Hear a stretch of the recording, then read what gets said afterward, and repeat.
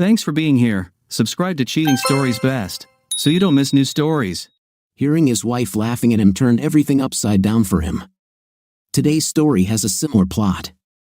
Enjoy watching it.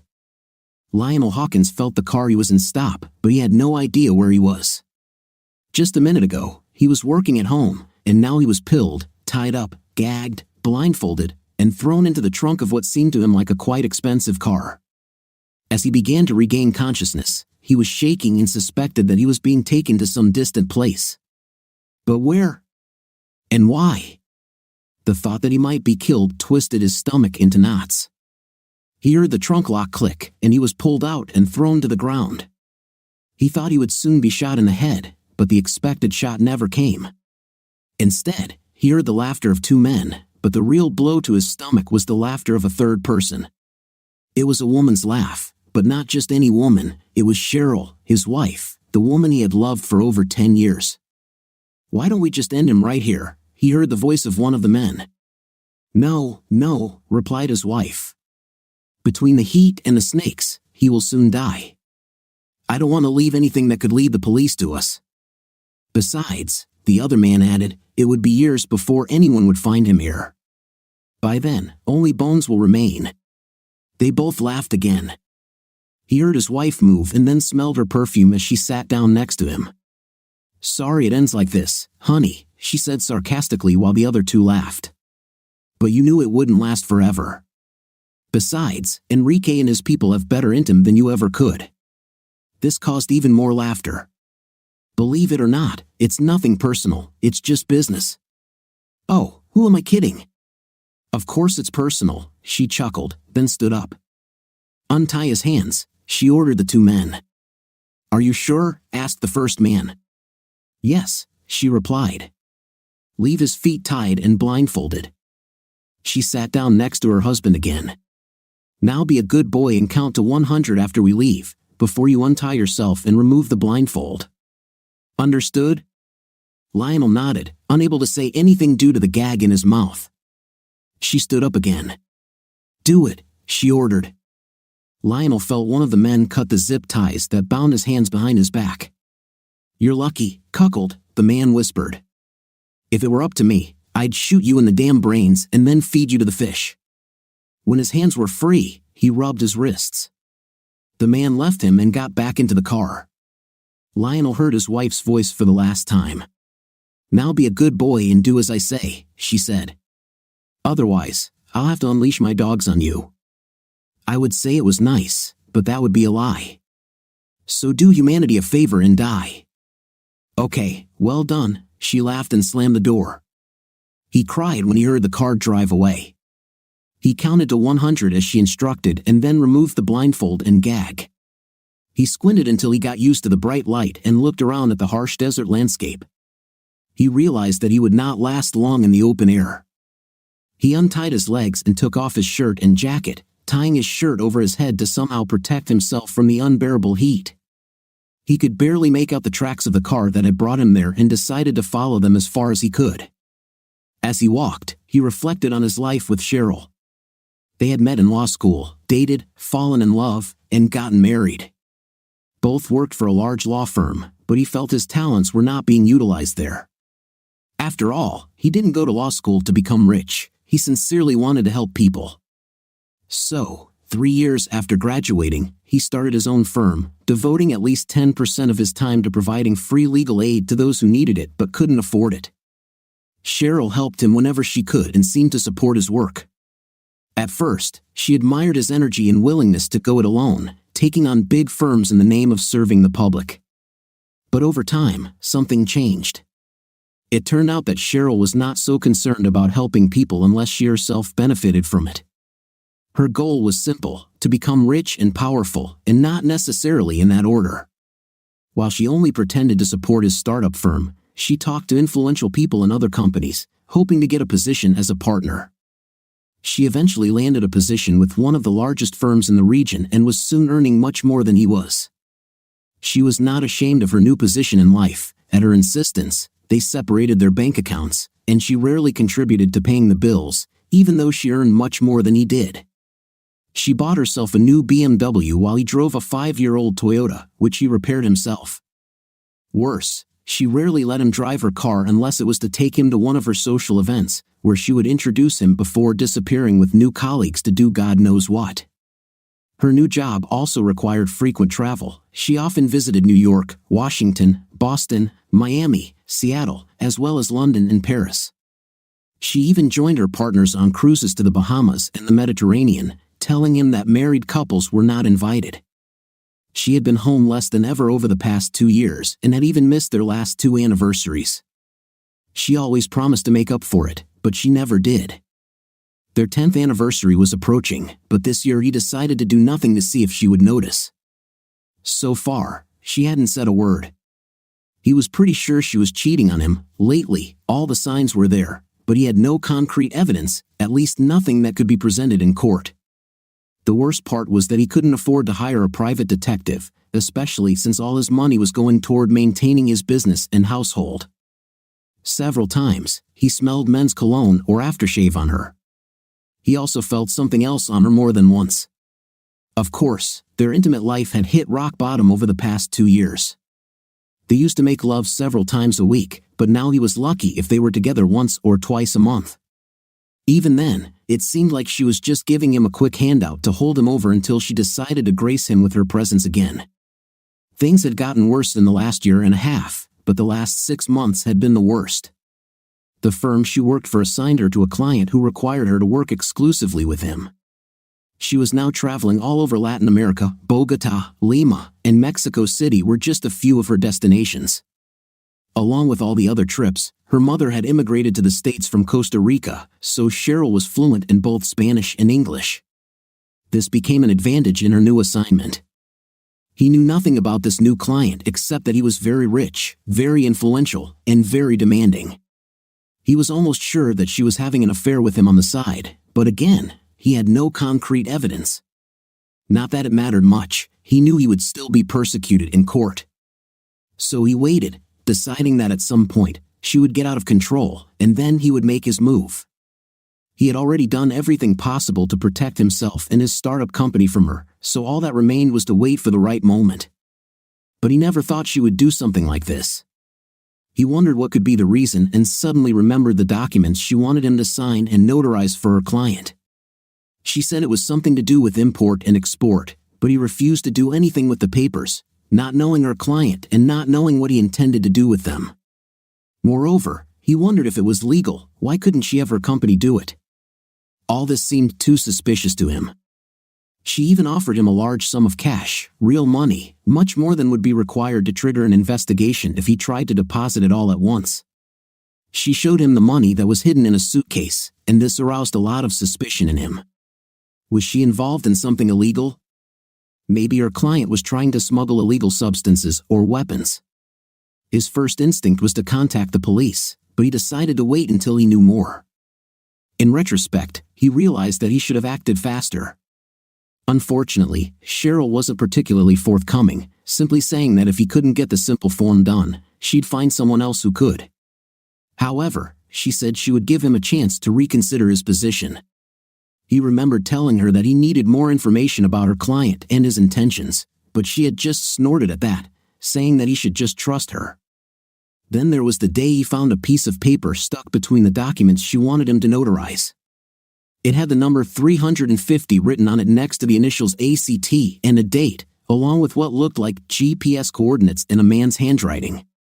It didn't make any sense to him, so he showed it to one of his colleagues, Andy McGregor. "Let me try to figure out what this all means," Andy said. The next day, Andy came to him and suggested that this could indicate the day and place of delivery for illegal weapons. No, Cheryl couldn't be involved in something like that, he told Andy. "Are you 100% sure?" Andy asked. "After all, you said it yourself. She wants you to certify documents that haven't even been filled out and signed yet. If I were you, I'd go straight to the Bureau of Alcohol, Tobacco, Firearms, and Explosives. I wouldn't waste any time." "Let me talk to Cheryl first," he said. "Thanks for looking at this." "You're welcome, Lionel," Andy said. "But I think you're making a huge mistake by not going to the authorities right away. As it turns out, Andy was right. Not taking action was a mistake. He came home and barely had time to put his briefcase on the table when he felt something.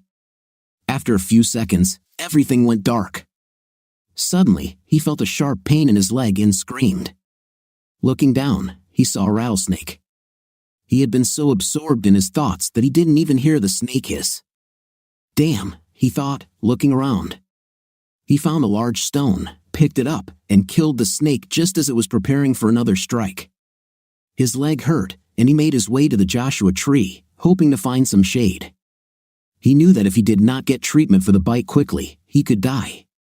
But he had nothing, not even a pocket knife. Cheryl and her henchmen had taken everything from him when they kidnapped him, even his watch and wedding ring. He watched the sun sink below the horizon, realizing that he might not live to see the morning. He felt himself beginning to lose consciousness, and he did something he had not done since he went on a crusade 15 years ago. He prayed. God, please help me. It was already evening, and as was their custom, they were sitting on the back porch with their 9-month-old son, William. I enjoyed this time with my family, remembering the day's events and looking forward to the next. My beautiful wife, Danny, sat next to me with her head on my shoulder as I rocked our son on my lap. She liked to watch me talk to the child in a childish language. It's a good thing no one can hear you now, Amos, she said, laughing. You'd think you were going through your second childhood. I laughed and continued rocking William. He's just a child, I said. You have to have fun with him somehow. At that moment, the doorbell rang. I handed William over to Danny and went to open the door. I was surprised to see my grandfather, Elijah, on the doorstep. As always, he was dressed like a character from an old western, with a long trench coat and a worn-out Stetson. Come in, Grandpa, I said. Long time no see. How are you? He came in and hugged me tightly.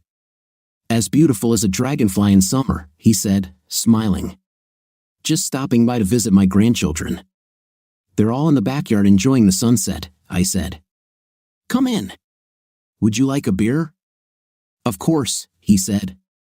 We need something to wash away the road dust. I took a beer out of the fridge and walked out onto the back porch to find him already sitting down and rocking little William on his lap, making baby noises that made the baby smile. He took the beer from me and drank half of it before putting the bottle down. See? I said, looking at Danny. I'm not the only one who does this. She laughed. Grandpa Elijah looked at us, confused. What's he doing? He asked. Danny was picking on me for making baby noises when I was with William, I said. He laughed. Well, I did that 100 years before you two were even born, he said. You know, William here looks a lot like your grandfather, Jedediah, at this age. You mean my great-great-great-grandfather? I asked. He nodded. Yes, he said. The same one. He was about the same age when everything went wrong. You mean war? I asked. Yes, he said. The Southerners fired on Fort Sumter, and soon the whole country was embroiled in war, brother against brother. I joined the regiment that was formed in Indianapolis. At first, we were an infantry regiment, but later we became a cavalry regiment. That was the last time your Grandma Lizzie or the children saw me alive. Damn, I said. That was hard. He nodded. Yes, that was it, he said. We went everywhere, Shiloh, Chattanooga, Atlanta, hundreds of other places. I've seen many good people die on both sides. It seemed to me that a tear appeared in his eyes. He wiped his face and turned his attention back to William. I hope you never have to experience anything like this, son, he said quietly. His face suddenly changed. For a few seconds, he stood up and handed William to me. Sorry, but I need to leave. I'll be back soon. Do you have a first aid kit for snake bites or something like that? Of course, I said. Anyone living in these parts would be crazy not to have one, although some argue that these kits can do more harm than good. Luckily, we have a doctor in the area who still does home visits and is known for his promptness. Okay, he said. Get it ready and be ready to call the doctor. He left the house and returned a few minutes later, carrying in his arms a man whose shirt was tied around his head. Grandpa laid him on the sofa and placed his injured leg so that it was below the level of his heart. Danny handed me the first aid kit and called Dr. Thompson while we treated the man's wound. He was still breathing, but it was clear that he was very ill. A few minutes later, Dr. Thompson came to the door, and Danny hurried to show him inside. The doctor was well known to everyone in the area. He was a kind old man who used to work at a hospital in town before opening his practice here. He took one look at the man and immediately knew what to do. He pulled out 2 fresh syringes and 2 small bottles of liquid from his bag, which I assumed were antidotes. He gave the man 2 injections and then gave us anti-nausea pills. "Looks like you made it in time," he said, getting up from his seat. "Keep an eye on him. Don't let him get up, and don't give him food or water for a while. Keep his leg below heart level. If his condition worsens, call me and we can take him to the nearest emergency room. If his face starts to swell or he starts vomiting, call me right away. I'll come in the morning to check on his condition." "Doctor, will he be okay?" I asked. He nodded. "I think so," he said. "The bite looks worse than it is, but keep an eye on it just in case. I've given him a tetanus shot and an antidote, but if his condition worsens, I may need to give him more." "I hate to ask, but do you know if he has insurance?" "I have no idea, doctor," I said. "Listen, I'll pay the expenses. Just send me the invoice." "Well, okay," he said. "Let me know as soon as you get any information about him. Damn government paperwork makes everything much more complicated than it needs to be. By the way, what happened to him?" "They threw him away," said Grandpa. "They left him for dead." "Maybe you should call the sheriff," the doctor said. "The local sheriff won't do anything here," Grandpa said. "Don't worry, he's in good hands." "Well, fine, if you say so," said the doctor. "Keep an eye on him tonight. See you in the morning." We thanked him as he left and then sat back in the living room. "What's going on, Grandpa?" I asked. He took a deep breath before continuing. "His name is Lionel Hawkins. He is an attorney in Southern California. His wife and several of her henchmen ambushed him, took him to Death Valley, and left him for dead," he said. "Did he do something bad?" I asked. Grandpa shook his head. "No," he said. "He is completely innocent, but his wife is another story." He looked at Danny. "Can you find information about someone on your computer?" "Yes," she said. "I still have access to LexisNexis." "What do you need?" "I want all the information I can get on Enrique Castillo and Cheryl Hawkins," he said. "You mean that rich Mexican businessman?" she asked. "Yes," he said. "The same one." "Okay," she said. "And I assume Cheryl Hawkins is this man's wife?" "Yes," Grandpa answered quietly. "Her maiden name is Lindstrom, and she uses it often." "I'll get to it right away," she said. "Besides, it's time to put William to bed, so I'll do that and then get to work." He nodded without saying anything. I knew he was trying to think about something, so I stayed silent for a few minutes. "What are you thinking, Grandpa?" I asked. "I think our friend came across something he shouldn't have seen," Elijah said. "Something big, and now his wife is trying to put all the blame on him to cover up their activities."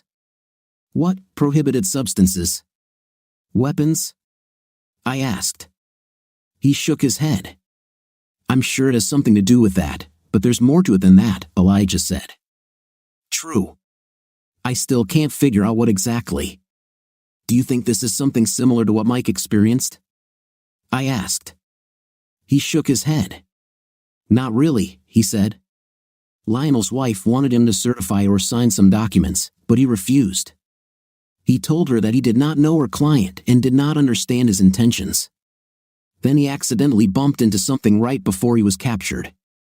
I don't think he even realized what it was. Is this what you're trying to understand?" I asked. He nodded. "Yes," he said. "Unfortunately, Lionel's memories are a little blurry now." "Can you read memories?" I asked.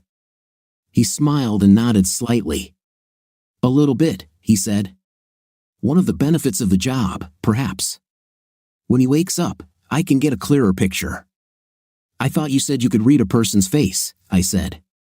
He nodded. I can, he said. I can tell a lot about a person from their face, but not necessarily everything. The main thing is to look them in the eyes. These are windows into the human mind. I thought about his words for a few minutes before speaking again. How about we go out on the porch, have a beer, and smoke? I suggested. He looked at Lionel for a second, then nodded. Why not? He asked with a smile. Nothing can be done here anyway until he wakes up. We stood up and headed to the back exit, stopping for a moment at the refrigerator to get a couple of bottles. I took out the box of cigarettes he gave me, opened it, and offered him one. He took it, and I took out a match and struck it on my jeans. He took a drag as I lit his cigarette, then lit mine. We stood in the dark, each immersed in our own thoughts. These are the tasks you do, Grandpa, I said. Are they always like mine or Lionel's? No, he said.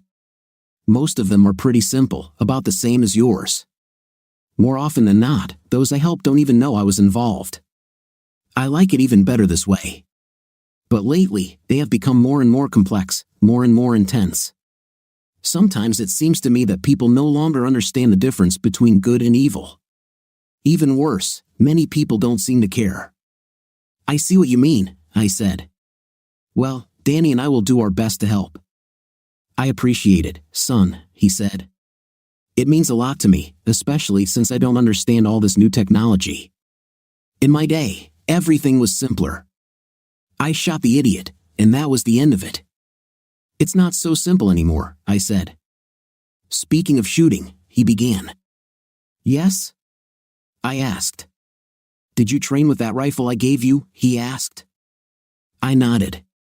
The last time I saw him, he gave me a Winchester Model 1892.44-40 rifle with a modified lever. It was designed so that it could be fired by simply cocking the lever once the pin was in place. It worked like those old TV westerns. Of course, I said. But there's one strange thing. What's that? He asked. The damn thing never seems to run out of ammo, I said. He laughed. You've noticed this, haven't you? He asked with a smile. This can be useful in a firefight, trust me. If you take good care of her, she will definitely take care of you. We finished our cigarettes and drank our beers, then went back inside. Danny was waiting for us in the living room, holding several sheets of paper in her hands. I found information about Castillo and Cheryl Lindstrom Hawkins for you, she said. Are you ready to hear what I learned? Of course, Elijah said, sitting down. Okay, she said. First, from what I could find, Cheryl was last employed as an attorney at the firm of Dway and Chatham in Southern California. I'm not sure if she still works there, but Castillo was her last client. She apparently handles all of his legal affairs. She also travels with him often, Mexico City, Bogota, Caracas, even abroad.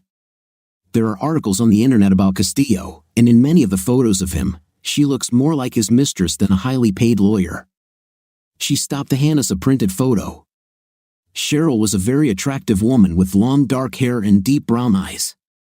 Her Hispanic heritage was easy to spot. She wore a short dress that showed off her slender legs and a fair amount of cleavage. Castillo looked a little older than her and seemed quite sophisticated in his expensive suit. He hugged her, and she seemed to enjoy it. It was obvious that there was chemistry between them. There's something else, Danny continued. Castillo has large villas in Colombia and Mexico. He is also under investigation by Mexican authorities on various charges, prohibited substances, weapons, human trafficking, you name it. However, these investigations were never successful, as they magically disappeared. He also appears to have recently become very active in the politics of the Mexican state of Chihuahua. It is the largest state in Mexico and borders Texas and New Mexico. What do you mean, active? I asked. He seems to be building a coalition to eventually remove the political leaders there, she said. It's not much different from how rich people here in the state support politicians. He has already succeeded in replacing several mayors with politicians loyal to him and has also replaced a number of bureaucrats. People are starting to ask questions. But do you think there's more to it? Grandpa asked. I don't know, she said. It's difficult to judge based on these reports alone. Okay, Grandpa said, taking the stack of papers from Danny's hands. I'll look into it. Thank you very much, Danny. Why don't you young people rest? I'll stay here with Lionel. Are you sure? Danny asked. You need to rest too. He laughed. Don't worry, honey, he said. I don't need sleep anymore. Remember? Sorry, I forgot, she said. He kissed her forehead as she went upstairs. I looked at him before standing up, but he was already studying what Danny had given him. Good night, Grandpa, I said. He raised his head and waved at me. Good night, son, he said. Don't worry about keeping the noise down, he added with a smile. I knew what he meant. Danny could sometimes be very emotional in bed. I smiled and went upstairs. As it turned out, there was nothing to worry about since Danny kept a pillow handy to muffle her screams. The next morning, I woke up to the smell of bacon and coffee and realized that Danny was already up. I went to the bathroom, took a shower, got dressed, and went downstairs.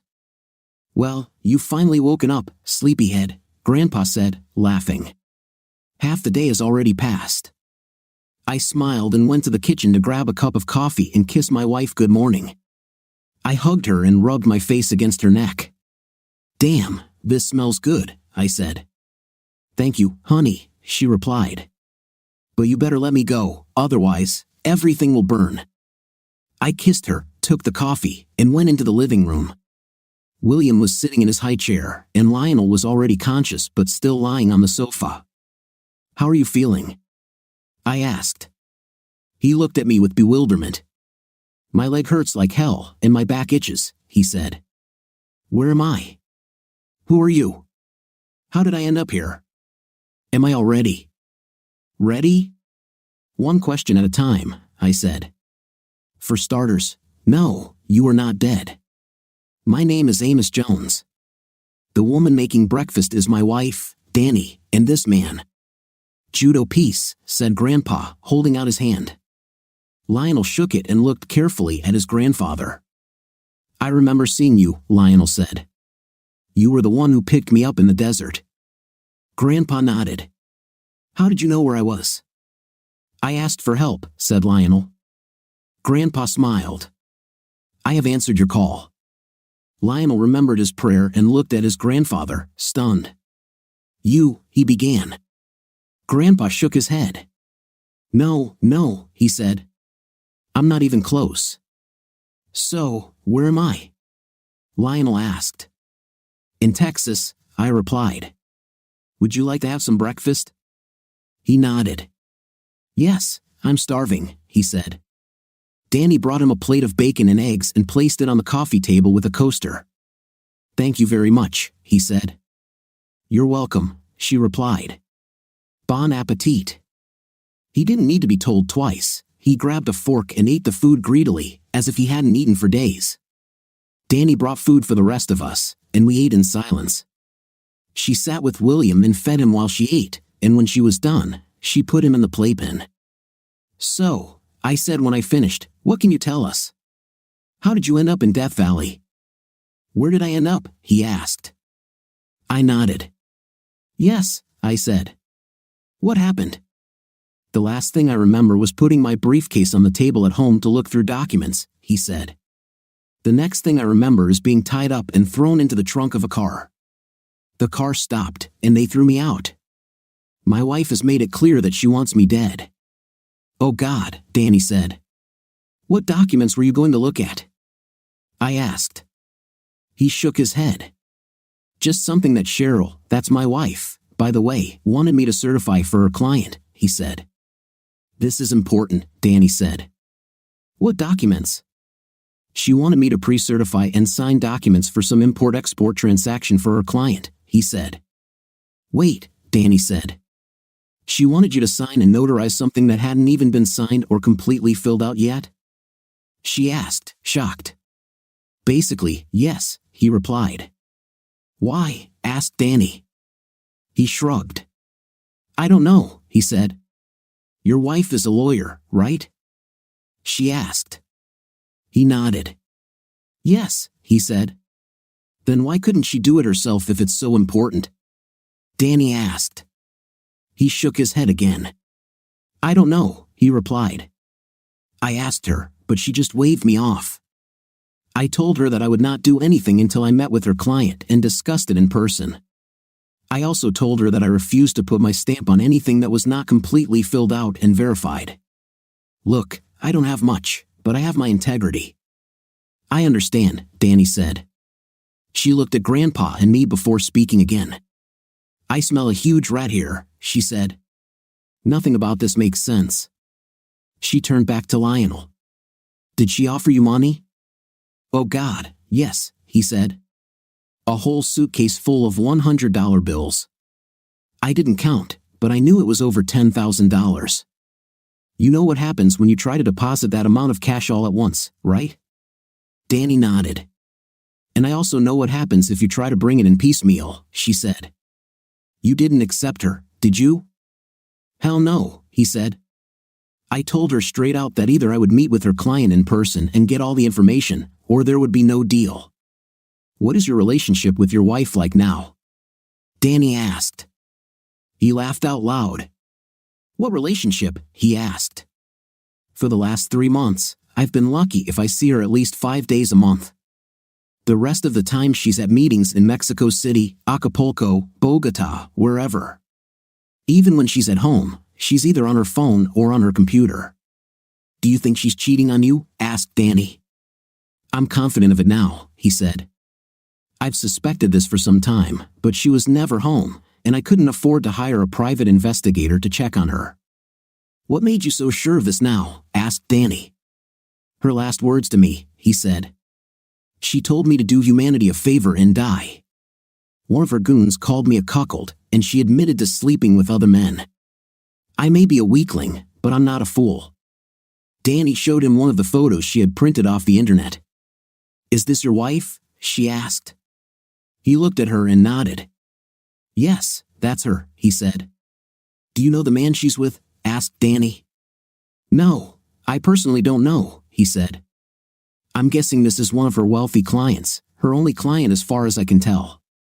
Danny said, his name is Enrique Castillo, and he is one of the richest businessmen in Mexico. No wonder, said Lionel. Enrique comes from the German name Heinrich, which means powerful ruler of the house. The name Castillo translates to castle. This suggests that he is probably a controlling stupid with delusions of grandeur. He looked at us after he said this. Sorry, this is my hobby. I love researching the origins and meanings of names. So it's safe to assume that what she wanted you to assure was related to him, Danny said. Am I right? He nodded slowly. Yes, he said. Maybe it has something to do with that note you found before you were captured, Grandpa said. Before this, he had simply listened, watching Lionel's face and saying almost nothing. Lionel's eyes widened. How do you know about this? He asked. It's his hobby, I said. He reads faces. Lionel looked at us in bewilderment. And he can tell it by my face? He asked. I can tell a lot about a person by his face, said Grandfather. At that moment, there was a knock on the door. I opened it and invited Drawer Thompson to enter. How is our patient this morning? He asked, looking at Lionel. You seem to be feeling a little better. Yes, said Lionel. The doctor nodded and examined his wound. The bite looks much better than yesterday, he said, changing the bandage. Have you eaten yet? Yes, I ate bacon and eggs, said Lionel. The doctor nodded again. Okay, he said. No nausea, dizziness, or anything like that? No, Lionel said, shaking his head. Even better, said the doctor. Well, I guess everything's okay, he added as he finished changing the bandage. Don't put too much weight on that leg for a while and call if you need anything else. How much do I owe? I asked. The doctor waved his hand. Don't worry about it, he said. My assistant will send the bill. Take care of yourself, okay? See you, doctor, Danny and I said as he left. After he left, we turned our attention back to Lionel. You were going to explain something about the note you found, I said. Lionel took a deep breath and exhaled heavily. Yes, there were some numbers in the initial sack, as well as a date and GPS coordinates, he said. Grandfather looked at me. GPS? What is this? He asked. GPS, I said, means Global Positioning System. It's a way to find and track anything on Earth. Oh my God, said Grandpa. What else will they come up with? What do you think it was? I asked. Lionel replied, honestly, I don't know, he said. But you have a guess, right? Grandfather asked. Lionel nodded. Yes, he said. A friend of mine suggested that this could be linked to a possible supply of illegal weapons, but I just can't imagine Cheryl being involved in something so blatantly illegal.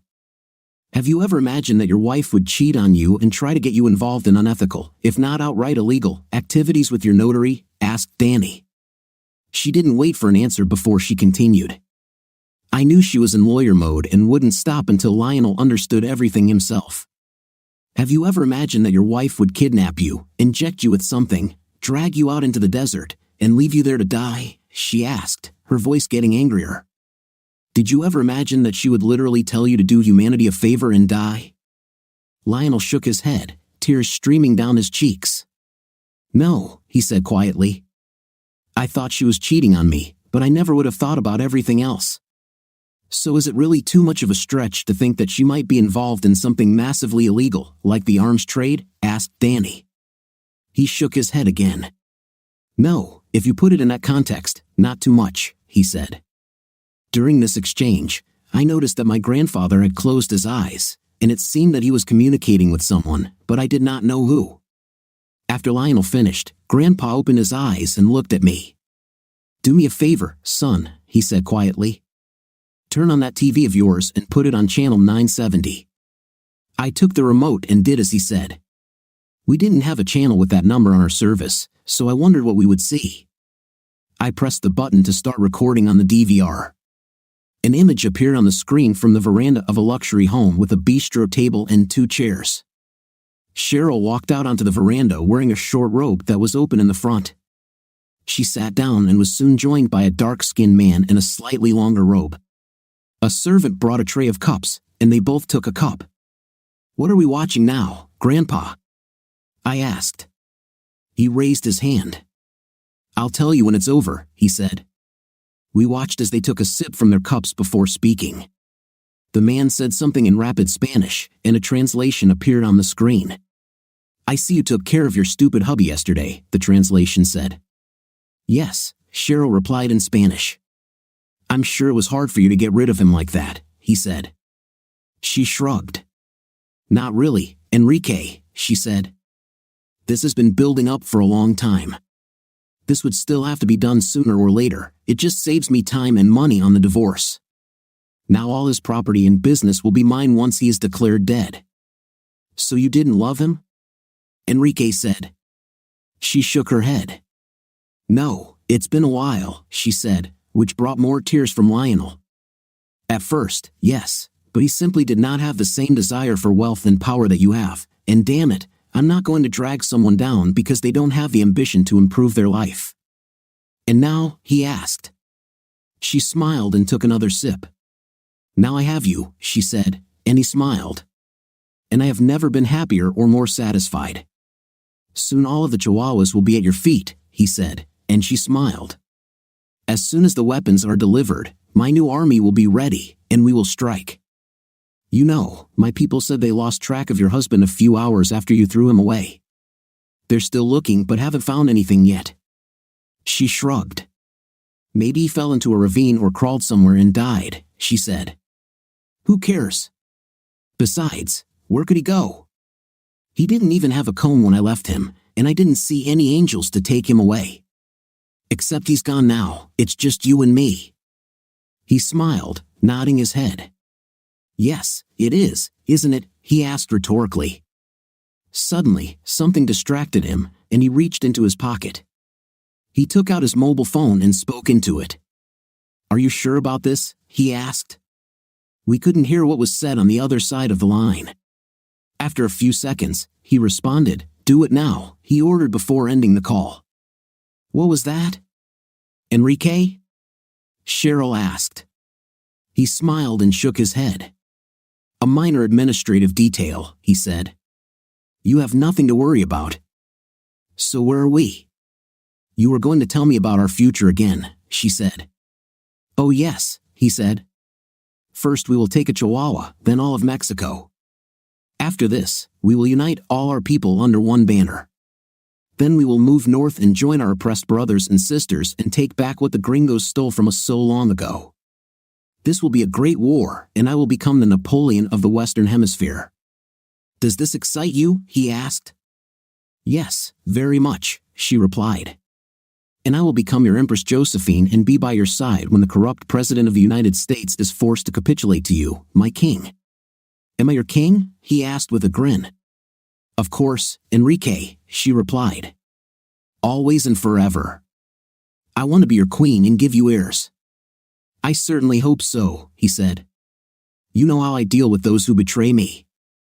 I would never betray you, darling, she said, climbing onto his lap. I am very glad to hear this, my queen, he said. I've had enough, Lionel said. Turn it off, please. The recording ended, and ripples appeared on the screen. I looked at my grandfather. What the hell did we just see? I asked. Where did this come from? I can't explain all the details right now, he said. Let's just say I'm not the only one who does what I do. What you saw actually happened as you saw it. That's all I can say. I don't know how it was done, and I can't explain. You mean we just watched a video of two people somewhere we don't know discussing the revolution and then having intimate, and it's in real time? Asked Danny. Grandfather nodded. Looks like it, he said. He looked back at Lionel. So we need to send you somewhere where they can never find you. But where? Asked Lionel. I think I know a suitable place, said Grandfather. But I suggest taking a bath first. No offense, but you're starting to smell a little. We all laughed, even little William. Yes, but I can't stand on this leg for long, Lionel said. No problem, Danny said. We have a special seat that can be used in the shower. Honey, could you get the seat out of the back cabinet for Lionel? She asked, looking at me. No problem, I said. At the same time, I'll look for clothes that will suit him. I found a shower seat and some old, clean jeans and a shirt that I thought he could wear. He would have to use his own shoes and underwear, but I wasn't too concerned about following fashion rules. I put it all in the downstairs bathroom and went back into the living room to help him get to the bathroom. When I had settled it, I sat down again in the living room. Where are we taking him? I asked my grandfather. To a place similar to where I took you, he said. He'll be safe there. We need to get this video to the authorities, Danny said as I prepared to burn it to DVD. And what should I tell them? I asked. That we saw a video of two people somewhere we don't know discussing the revolution and then having a night? We'll both be locked up in a mental hospital. You're right, she said. But Danny is right, Grandpa, I said. We have to do something. I understand how you feel, son, he said. I need to think about this. Saving a person from death in the desert is one thing, stopping an attempted revolution is another matter entirely. Let's get Lionel to safety first, and then we'll discuss this. Okay, Grandpa, I said. I excused myself for a minute, went to my office, and came back with a backpack. After another half hour, Lionel returned to the living room limping. He looked funny in his worn-out jeans that didn't fit him well and his expensive but ruined shoes, but at least he didn't smell anymore. Grandfather stood up as Lionel entered the room. Are you ready, son? He asked. I'm ready, Lionel replied, nodding his head. Grandfather went out and returned with a lasso. He circled it around us. Just as I expected. I'll be back as soon as I can, I said, kissing Danny and William. She smiled and kissed me back. You better come back, cowboy, she said. I stood next to Lionel, supporting him while Grandpa did his magic rope move. The next moment, we were standing in the middle of a dusty street very similar to the one where my grandfather took me when I ran into my first wife and her lover. Grandfather pointed to a 2-story wooden building with a sign that simply said hotel. I helped Lionel up the creaky steps onto the wooden sidewalk while Grandpa opened the door. The inside was much cooler than outside, and I felt like I had walked into a museum of the Old West. A bald man wearing an armband came out of the back room and greeted us. "Elijah, old friend," he said. "How are you?" Grandfather approached him, and they shook hands firmly. "I'm not complaining," said Grandfather. "How are you?" "Oh, the man replied with a wink, which made Grandfather smile. "Listen, Jake, can you shelter my friend for a while? Preferably on the first floor." "He was bitten by a snake," said Grandfather. Jake looked at Lionel and shook his head. "Yes, I think I can," he said. "Thank you," said Grandfather. "And maybe there will be suitable clothes and boots for him. Can you also teach him how to use a revolver?" Jake looked at Grandfather with narrowed eyes. "You're not going to start a shootout here, are you?" he asked. Grandfather shook his head. "I wouldn't do that to you, Jake," he said. Jake looked at Lionel for a moment before answering.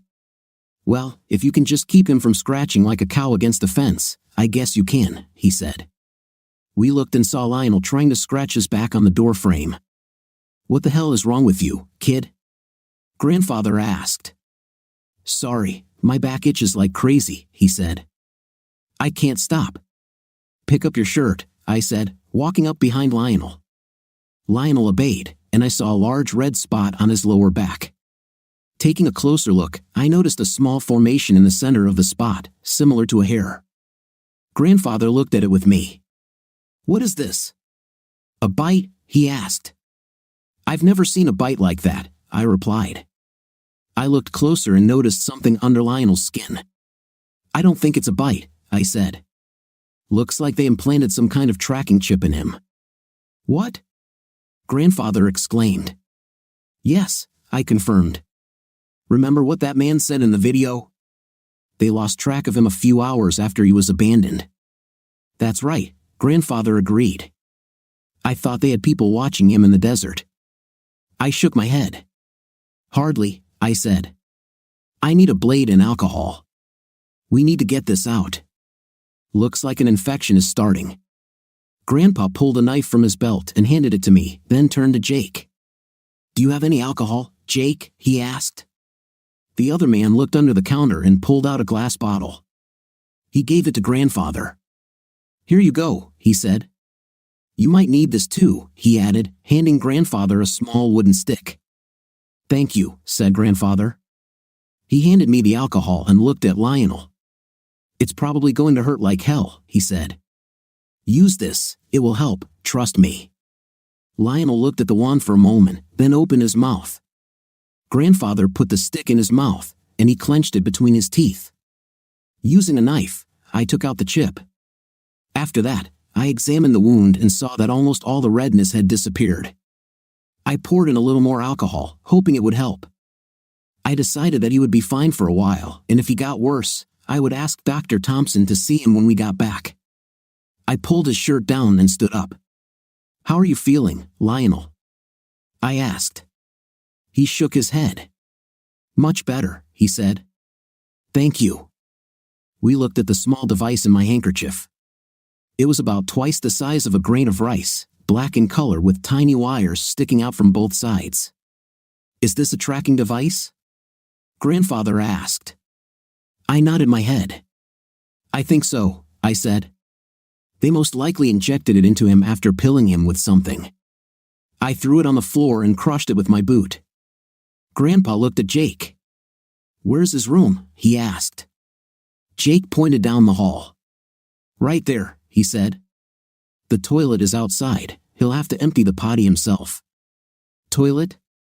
Potty?" asked Lionel. Jake laughed. "This isn't New York, man," he said. "If you want to eat, there's a place across the street, right next to the barber shop. You can shave and take a bath there if you want. Just say it's about AI." Lionel looked at us, stunned. "We'll explain later," I said. "Let's take you to your room." We thanked Jake and helped Lionel to his room. When we got inside, he looked around. There wasn't much there: a bed, a table with a bowl and a jug of water, and a closet in the corner. "What?" There's no TV? He asked. Where's the switch? What is this for? He asked, pointing to a large ceramic jug with a wide hole standing next to the nightstand. This is a chamber pot, I said. It's for peeing at night. Lionel turned pale at this. It won't work, he said. We sat him down on the bed. That's why I packed this for you, I said, placing the backpack on the bed. It's not much, but it will help you pass the time until we get back. I pulled out an old tablet and handed it to him. I have 2 seasons of NCIS and several movies loaded onto this tablet. The battery is fully charged, so that should be enough. If you don't end up watching everything, there's also a roll of toilet paper and something to grab a snack if you want. I also put a couple of magazines in. Thank you, he said. That will help. What about the light? Grandfather pointed to the kerosene lamp on the nightstand. That's what it's for, he said. Ever used one of these? Lionel shook his head. No, never, he said. Grandfather shook his head. Oh my God, man, he said. Let me show you. After a few minutes, Lionel figured out how to light the lamp. I can't believe people ever lived like this, Lionel said. Grandfather chuckled at this. Believe me, man, he said. And let me tell you, we were damn glad we had. How long will I be here? He asked. I hope not for long, I said. Grandfather nodded his head in agreement. We'll do everything we can to help you, son, he said. But when the time comes, you will have to do the main work. Do you think you can handle it? Lionel looked at his grandfather for a few seconds before slowly nodding his head. I think so, he said. Okay, said Grandfather. Listen to what Jake tells you, okay? And don't get into trouble. I promise, he said. Thank you both. Hang in there, Lionel. We'll get you through this, I said as I left the room. We reached the main hall of the hotel and said goodbye to Jake. Suddenly, Grandpa's eyes widened. We have to go now, son, he said. We ran outside, and he took out his rope, throwing it over us. We ended up in my living room. I looked around and saw that the front door was open. I called Danny, but she wasn't there. I didn't see William either. What's happened? I asked. They took Danny and William, he said. My heart sank for a moment, then I got angry, terribly angry. I swore they would pay for this. We looked at the table and saw a note with GPS coordinates and a time. You know who we are looking for, it was handwritten. Bring him to these coordinates at the specified time, and your wife and child will be released unharmed. Can you find this place? Grandfather asked. I nodded my head and turned on the computer. When it loaded, I found this place about 200 miles south of the Mexican border in Chihuahua. I looked at my watch. They're heading south of the border, I said. About 200 miles to Chihuahua. They give us less than 6 hours to be there. I have an idea, said Grandpa. Which is? I asked. Are you planning to hand Lionel over to them? He shook his head. No, he said. I don't think they'll let Danny and William go even if we hand Lionel over to them. Mr. Castillo thinks he's some kind of Napoleon. I think it's time for him to meet his Waterloo, and I know the people who can make it happen, he added with a sly smile. Tell you what, get your gun in order and ready. Then saddle up Ringo. We're going to have a little raid tonight. After he left, I cleaned my gun and made sure it was ready. Then I went outside and straddled Ringo, making sure he was ready too. When I finished and returned home, Grandfather had already returned. Are you ready? He asked. I nodded my head. Okay, don't forget your badge. I took the tin star from the mantelpiece and pinned it on my shirt. He smiled when he saw this. I don't want to go into battle without my assistant, he said, patting me on the shoulder. We got out, mounted our horses, and headed toward the clearing near Hawk Gulch. Are you ready? Grandfather asked. We'd done it once before, and I knew what was coming, but I'd gladly do it again if I could save my wife and son. I clenched my teeth and nodded my head. Let's do this, I said. He smiled and looked ahead. Forward, he shouted, spurring his horse. I followed him, determined to save my family. We headed toward the cliffs that bordered the gorge, and just as we were about to jump off the edge, a large dark passage opened up above the ground. We galloped through the passage and ended up on a grassy ridge. We continued driving and soon came across a large group of men in dark blue uniforms. We slowed to a stop and dismounted. A man with an unshaven beard and rather short hair came up to us and shook Grandfather's hand. I noticed oak leaves on his shoulders. "It's good to see you, Eli," he said. "Who is this young man?" he asked, looking at me. "This is my great-great-great-grandson, Amos Jones," said Grandfather. "Amos, this is Lieutenant Colonel Fielder Jones, commander of the 8th Indiana Cavalry." The colonel extended his hand to me, and I shook it. "Nice to meet you, Colonel," I said. He nodded. "It's nice to meet you," he said. "Jones, huh? Maybe we really are related." Grandfather laughed. "Perhaps, Colonel," he said. "I hope you don't mind, Eli, but I invited other participants to our little meeting," the colonel said. "Not at all," said Grandfather. "Okay," said the colonel. "Let me introduce you." A man in a light blue-gray jacket approached us. His beard was longer and thicker than any I had ever seen. He wore a small hat with one side turned up and a huge saber on his hip. He took off his gloves and extended his hand to Grandfather. "General Stewart," said Grandfather. "We finally met." "It's an honor, sir." "My honor, Sergeant," he said. "Who is this young man?" he asked, looking at me. "General, this is my great-great-great-grandson, Amos Jones," said Grandfather. "Amos, this is James U. Brown Stewart, one of the finest cavalry officers in the Confederate Army." "I'm very glad to meet you," I said. "I've read a lot about you." His smile broke through his thick beard. "I hope some of it was good," he said. "And please, call me Jeb." "Yes, sir," I said. Jeb turned to Colonel Jones. "So, what's your plan, Colonel?" he asked. Colonel Jones walked to a spot overlooking the bustling camp below. I saw a helicopter parked on the southern edge of the camp. "It's simple," he said. "Eli and Amos will make first contact." He pointed to an area to the right of the camp. 3 companies of the 8th will attack their left flank. I will be in the center with 3 companies and a battery of artillery. I would appreciate it if you and your men would attack their right flank over there, he added, pointing to the opposite side of the camp. There's a good position there, and they're not expecting you. Eli will give the signal.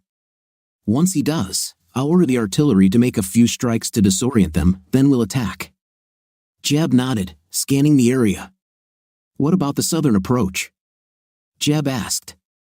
"The Mexican army is approaching from the south," Colonel Jones said. "They're still a few miles away, but I figure these guys will run as soon as it starts, and they'll run south as fast as they can." "Why do you think so?"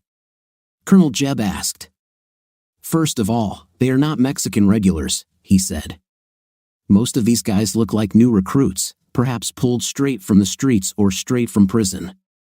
Little or no training, no discipline. If they're not drinking, they're eating or sleeping. Not exactly my idea of a fighting force." "Fair," Jeb said. "Wait, Colonel," I said. "My wife and child are in this camp. I don't want them to get hit by artillery." "Well, if everything goes as I predict, Danny and William will get out of there before we attack," Grandpa said. "Also, the guns are aimed to shoot over their heads," Colonel Jones said. "The shells will land just south of the camp. We shoot to distract them. Don't worry, these gunners are the best of the best. Your wife and child will be fine." "I hope so, Colonel," I said. Jeb joined us as we turned to return to our horses. "Colonel Jones never told me what this was all about," he said. "Would you like to explain?" "Same as always," I said. "Guns, power, money, and of course, lawyers are involved too." "Of course," he said. "Only this time, they kidnapped my wife and little son," I said, "and I intend to return them." "I understand," he said. "I'll do whatever it takes to make it happen, son," he said, shaking my hand. "Thank you, General," I said. As we returned to our horses, I heard a violin playing softly in the background and men in gray jackets singing a song. It had a catchy melody, and I stopped to listen for a second. Now every cavalryman who loves honor and rightness, let him follow Stuart's pen tonight. Tighten your straps and loosen your reins, pull up the blanket and fasten the holster again. Check the click of your trigger and the balance of your blade, because whoever goes on a raid must ride confidently. A catchy tune, I said to my grandfather when the violin began to play. What's it called? Raid, said grandfather. An old Confederate cavalry song. Did you ever sing like that during the war? I asked. He nodded. Many times, he said. Remember, we didn't have all these newfangled things that you have now. We created our own entertainment. We are 3,000 horses, and not one is afraid. We are 3,000 sabers, and not one is stupid. The men sang as my grandfather and I mounted our horses. For some reason, I felt even more confident that we would succeed. Are you ready to do this? Grandfather asked. I was born ready, Grandpa, I joked. He looked at me a little strangely before his face broke into a smile. Let's do this, he said. We waved goodbye to Colonel Jones as we left camp. He waved back and turned to his men. Grandpa, I don't understand something, I said as we rode. What exactly, son? He asked.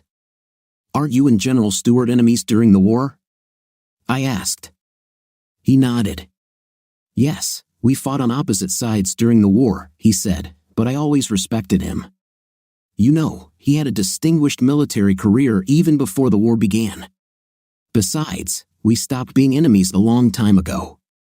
Remember, for both of us, the war was over before it was officially over. I thought about his words as we passed a group of cannons and headed straight for Castillo's camp. A few minutes later, we were stopped by a man with a machine gun. Stop, the man ordered. What do you need? We are here to meet with your leader, Enrique Castillo, said grandfather. He's waiting for us.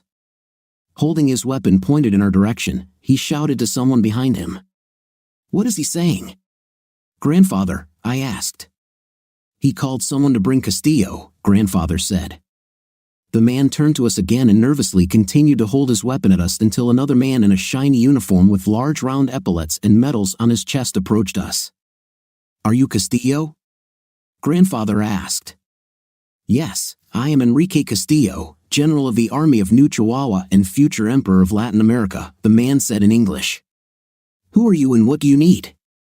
My name is Justice Opis, said Grandpa, and this is my second in command, Amos Jones. We are here to take the woman and child you kidnapped today. Then we will take you with us. Enrique laughed. We thought you were coming by helicopter, he said with a grin, but you arrived on horses. How did you get here so quickly, and where's the person you were supposed to bring? Our horses are faster, I said. The man you were looking for is safe from you, but you will see him soon, said grandfather. And what if I decide not to give up the woman and her child? Enrique asked. Then I'll have to introduce you to my friends, said Grandpa. Enrique's eyes widened when he saw a mass of dark blue uniforms on horses that suddenly appeared behind us. The men next to him were also stunned. I looked back and saw flames coming from the nostrils of some of the horses, and the men had already drawn their sabers. Who are these people? What kind of magic is this? Enrique asked. As I said, these are my friends, said Grandfather, his eyes lighting up with fire. Meet the 8th Indiana Cavalry, reinforced by Jeb Stuart's cavalry veterans of many battles. You wanted a war, didn't you? I'll be glad to give you one. You won't believe. By then, the woman I knew as Cheryl, Lionel's wife, appeared on the scene. Her face turned white when she saw the ghostly cavalryman behind us. She turned to us. Where's my husband? She demanded. In a safe place, said Grandfather. Now bring the woman and her child. Enrique looked at Cheryl. Do it, he said. But Enrique, she began. Just do it, he barked. She turned and gave orders to the two men behind her. A minute later, Danny was led outside. One of the men with her held William in his arms and handed him to her. As they stood in front of us, I asked, Are you okay? She nodded. "We're fine," she said. "They didn't touch us. We just arrived here." Grandpa pulled out his rope and threw it over Danny. I whispered to her, "I love you." She responded in kind before disappearing. Enrique looked at me before speaking. "Oh, so you're this woman's husband, aren't you?" he asked. "Yes," I said. "Well then, it's a good thing you showed up, otherwise, my people would have thought she would be useful for entertainment," he said, laughing. Cheryl laughed with him. Grandpa swung the rope again, wrapping it around Enrique and Cheryl. They froze in place, but I noticed that Enrique had wet himself. I couldn't help laughing. "What a general!" Grandpa pulled the rope, and they disappeared in a cloud of smoke. Grandpa let out a piercing whistle, the loudest I had ever heard. Before anyone could react, the ground shook, and the cannons opened fire, sending shells over our heads that exploded south of the camp. One of the shells hit the helicopter, and it exploded in flames. I heard the sound of a trumpet signaling a charge on my right side, and on my left, I heard what might be taken for cries of rebellion as 2 columns of cavalry charged the flanks of the camp. The men behind us advanced, their sabers drawn. A few minutes later, I saw several of Castillo's men drop their weapons and run south to escape the carnage. Soon, the enemy fire ceased, and a thick cloud of acrid smoke hung over the destroyed camp like fog. The cavalrymen silently left the camp, leaving behind the chaos they had created. Colonel Jones looked at me as he left the camp. I waved to him and gave him a thumbs up. He smiled, returned the gesture, and saluted before riding off. To my left, I saw Jeb Stewart on his horse. He saluted with an open palm, and Grandpa returned the favor. I waved my hand to him, and he answered. Seconds later, he and his men were gone, leaving no trace but my memory in the ruined camp before me. Stunned, I put my gun back in its holster. I couldn't believe what had just happened. It was difficult to describe my emotions at that moment. I stood there leaning on Ringo, collecting my thoughts when I felt a strong hand on my shoulder. I looked and saw my grandfather staring at me. "Are you okay, son?" he asked. I nodded. "Yes, I think so," I said. "You did well, son," he said. "I'm proud of you. Now, why don't we get out of here before the whole Mexican army shows up?" "Sounds good," I said. We mounted our horses and headed back the way we had come. A familiar passage opened, and the next moment we found ourselves on a dusty road leading to a familiar border town. We stopped at the hotel and tied the horses to a post in front of the entrance. Danny threw herself into my arms as soon as I entered the hotel, showering me with kisses. I held her tightly, returning her kisses. "Are you okay?" I asked. She nodded. I saw Jake bouncing little William on his lap, and I knew from his laughter that he was fine now. "Yes," she said. "What happened?" "Shortly after you and Grandpa left, a helicopter landed outside the house, and a bunch of armed men stormed the house," she said. "They were looking for Lionel. I tried to tell them that I didn't know such a thing, but they didn't believe me. They took us both away, and that woman wrote you a note. We only arrived at that camp half an hour before you showed up." "Did they hurt you?" I asked. She shook her head. "They just didn't have time to do anything," she said. "But this Castillo said that if you don't show up at the appointed time, he will give me to his people." I didn't have to guess what they were going to do with her and William. I saw Lionel sitting on a chair against the wall. "How is he?" I asked. "He seems to be doing better," Danny said. "At least he can walk a little." "Okay," said Grandpa. "He can go to jail with us." "Are you going to put him in jail?" asked Danny. Grandpa shook his head. "No," he said. "Castillo and Cheryl are there now." He looked at Lionel. "Ready to meet your wife?" he asked. Lionel nodded and patted the gun he had in his holster. "Ready," he said. "Then let's go," said Grandpa. Lionel stood up from his chair, and we turned to leave. "Wait," Danny said. "If you are going to meet them, then I will go with you. I have a score to settle with them too." "I think you'd better stay here with William," Grandpa said. Danny shook her head. "No," she said. "They kidnapped my child and put him in danger." I can't let them get away with this." Grandpa knew that it was useless to argue with Danny when she was determined. He nodded and looked at Jake, who seemed engrossed in playing with little William. "Would you mind looking after my grandson for a little while?" he asked. Jake smiled and looked up.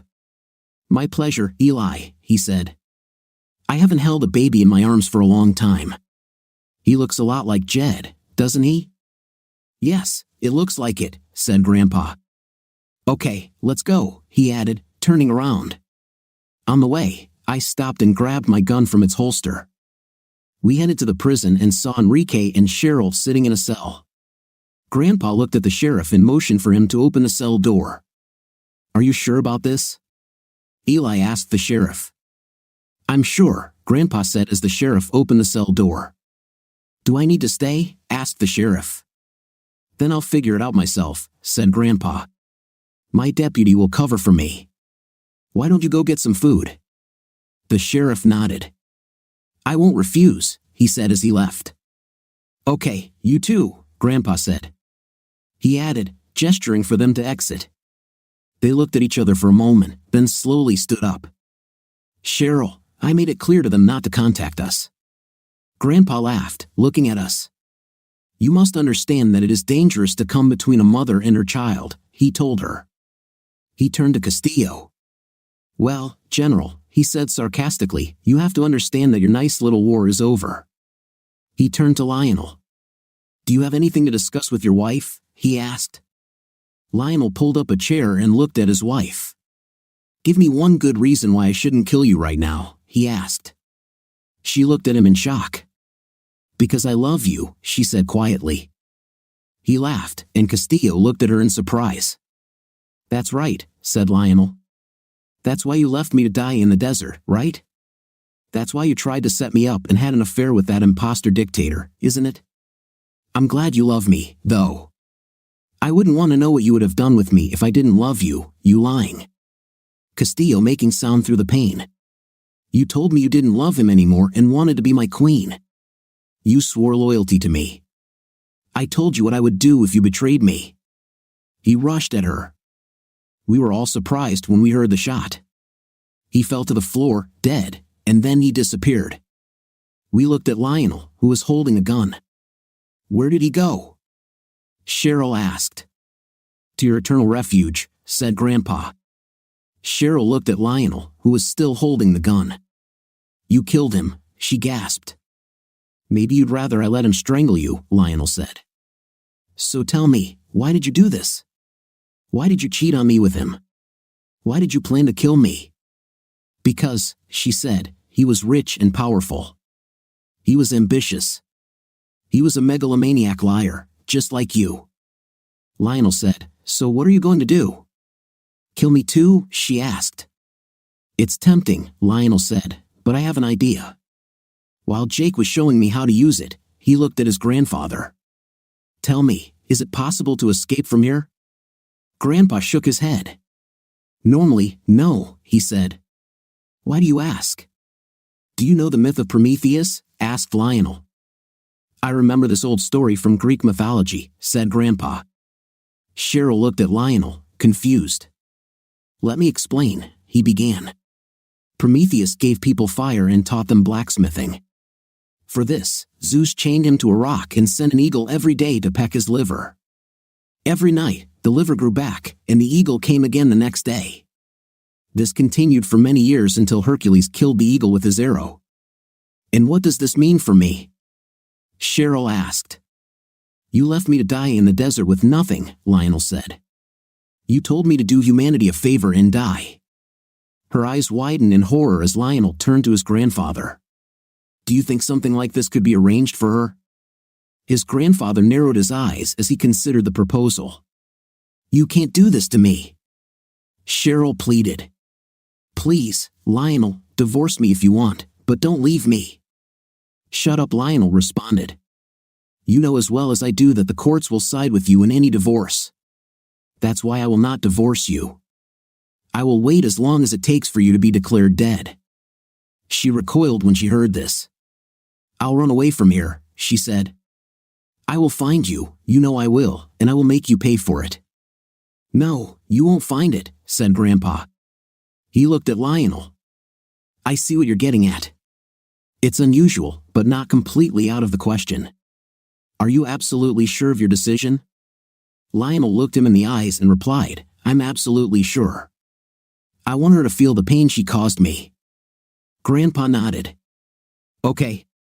The next moment, we found ourselves in the middle of the desert next to a large rock. There was sand and bushes everywhere. Cheryl was chained, without anything, chained to a rock, her arms and legs spread apart. She looked around in horror and fear. Are you really going to leave me here? She screamed. I'll die here. That's what you were going to do to me, Lionel said. But I loved you unconditionally. Actually, said Grandpa, you will not die here. You will remain here alive, chained to this rock until you are declared dead, no matter how long it takes. Then you will go to your eternal resting place. Vultures will fly to you from time to time, and wild animals will come to you. You will recover just enough to survive the next visit. Food will appear every morning, just enough to keep you alive. You will be completely alone. Do you know the saying, an eye for an eye? Please. You can't do this to me, she begged when she realized the meaning of his words. Give me another chance, Lionel. I beg you. If your husband sees that you have sincerely repented and he wants to show mercy, he can ask for your release, said Grandpa. She looked at Lionel, tears streaming down her face. I'm sorry it ended like this, he said, repeating her own words. I'm sure I'll find someone who's much better in bed than you. She started crying as we walked away from the rock. The next second, we were back at the hotel. Lionel looked a little shocked by what had just happened. Danny and I exchanged stunned looks. Do you think she'll ever have real remorse? Lionel asked his grandfather. It's possible if she doesn't go crazy first, said Grandpa. He took the red stone ring out of his pocket and handed it to Lionel. Watch this stone. When you see it begin to flicker blue, it will mean that she has sincerely repented. If you want to free her, press the stone.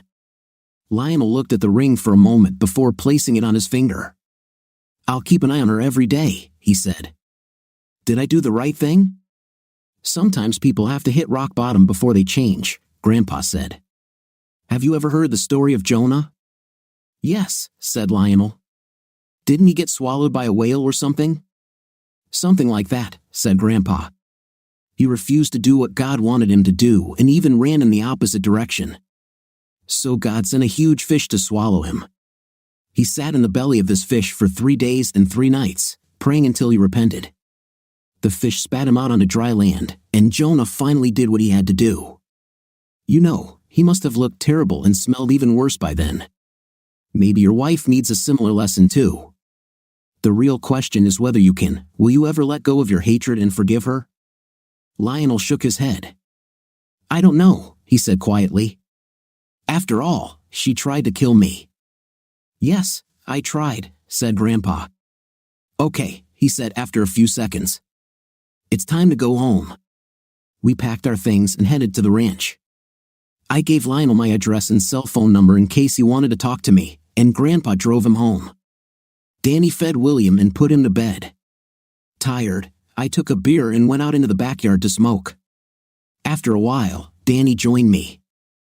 It's so good to finally be home with you, she said, burying her face in my shoulder. I hugged her tightly.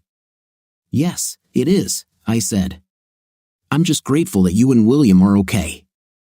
I don't know how I would get through it if I lost either of you. You know I was scared, but I wasn't worried, she said, taking a drag from my cigarette. I knew you and Grandpa would save us, and you did. I put out the cigarette and took her beautiful face in my hands. I kissed her like never before. I love you so much, I told her. I love you more, my husband, she replied. We heard a cough from behind the door. We sat up, alarmed, and looked around. Sorry to interrupt you guys, Grandpa said, smiling. I just wanted to let you know that I got Lionel home safely.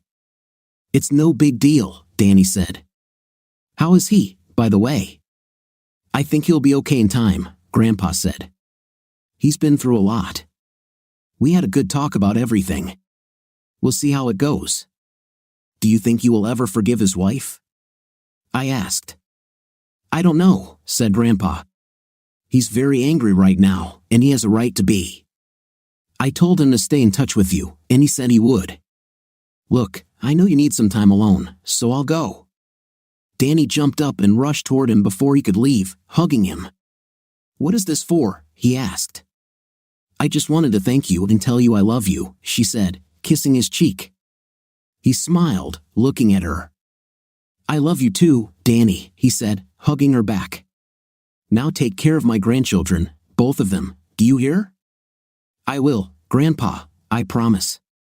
Say hi to Grandma Lizzie and give her our love, she said. He nodded. I'll pass it on, he said. See you later. He added, touching the brim of his hat. After he left, Danny came back to me. So where are we? She asked with a playful smile on her face. A few days after that incident, I came across a short article on the internet about a foiled coup attempt in the Mexican state of Chihuahua. A Mexican army colonel named Alejandro Ruz was singled out for killing a wealthy businessman who was raising an army with the goal of taking over the state and eventually the entire country. Some of the captured men claimed that they were attacked by demons on horseback. Ruz rejected these claims as delusions caused by illegal substances. He also said that during the raid on the camp, evidence of illegal weapons supply was discovered. The weapons were confiscated, and Mexican authorities said they were investigating to identify all those involved. Initial reports suggested that a lawyer from a Southern California-based company was involved in the case, but that lawyer had not yet been named. Ruz was promoted to brigadier general, received a medal, and was recognized as a national hero. The news did not mention any cavalry attack. Fortunately, Lionel stayed in touch with me and told me that he had filed a missing persons report for Cheryl, mainly to cover his tracks if he decided to divorce her in absentia.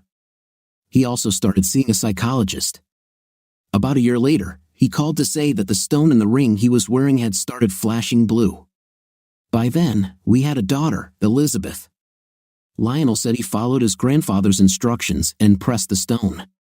Grandpa soon delivered a thin, emaciated, hysterical woman to his house. Lionel said he washed her up and tried to help her adapt to society again but had little success. She barely spoke, refused to wear clothes most of the time, and ate as if every meal was her last. He even had to reteach her how to use the toilet like a child.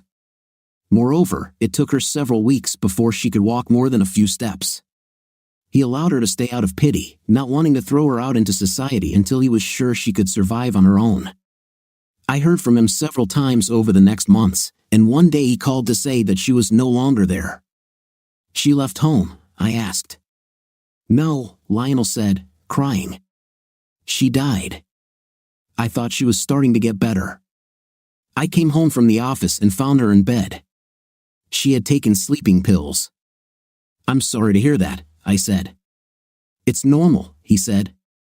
Your grandfather said that she had finally made peace with God and was ready to leave. She wrote a rather lengthy manuscript that explains a lot of things. It is quite graphic in places. She also left a will in which she bequeathed to me all her property, more than $5 million in an offshore account. I never knew she had that kind of money. Perhaps this was her way of apologizing to me. Wow, I said. Would you like to read her manuscript? He asked. Yes, of course, if you don't mind, I said. I don't mind, he said. I'll have to go through it and correct some mistakes. She spent the last few months writing this, and her thoughts are hard to make out in places. This will take some time, probably about 3 weeks. Take your time, don't rush. Are you okay? I asked. Yeah, I'm fine, he said. The last few months have opened up old wounds, but I can handle it. Take care of yourself, I said, and stay in touch. I will, he said. And thank you again for everything. You're welcome, I replied. We ended the call, and I told Danny what Lionel said. It's a shame, she said, but I'd be interested in reading what she wrote. I have to admit that I was curious too, but I decided we could wait 3 weeks. We looked into the yard and saw William riding on Grandpa's back like a horse while Elizabeth giggled and squealed. I enjoyed watching Grandpa on all fours pretend to be a horse, making neigh sounds while William rode on his back. It was difficult to know who enjoyed the game more, William or Grandpa. I looked at Danny and saw a look of love on her face. Kissing her sweet face made me realize how happy I really was. What do you think of our story today? I think the revenge from my husband was just right. I liked it the best. What's your opinion? Write in the comments. See you in the next video.